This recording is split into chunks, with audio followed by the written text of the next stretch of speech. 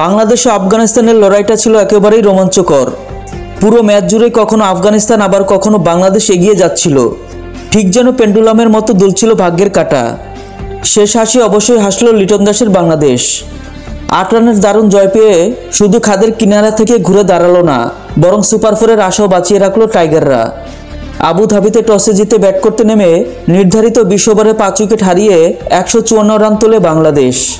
তানজিদ হাসান তামিম একাই খেলেন 52 রানের ঝলমলে ইনিংস। সাইফ হাসান ও লিটন দাসের শুরুটা ভালো করলেও বড় ইনিংসে রূপ দিতে পারেননি। মিডল অর্ডারের তাহিদ হৃদয় 26 রান, শেষ দিকে সোহান অপরাজিত 12 রান দলকে লড়াই করার মতো পুঁজি এনে দেন। জবাবে ব্যাট করতে নেমে আফগানিস্তান ইনিংসের প্রথম বলেই নাসুম আহমেদের শিকার হন সিদ্দিকুল্লাহ। পাওয়ার প্লেতে মাত্র 27 রান দেয় বাংলাদেশ, ফলে চাপেই থাকে আফগানরা।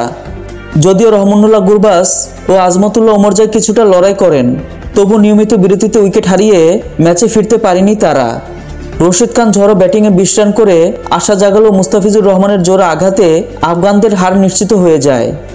বাংলাদেশের হয়ে সর্বোচ্চ 3 উইকেট নেন মুস্তাফিজ, সঙ্গে 2টি করে উইকেট নেন নাসুম আহমেদ, রিশাদ হোসেন ও তাসকিন আহমেদ।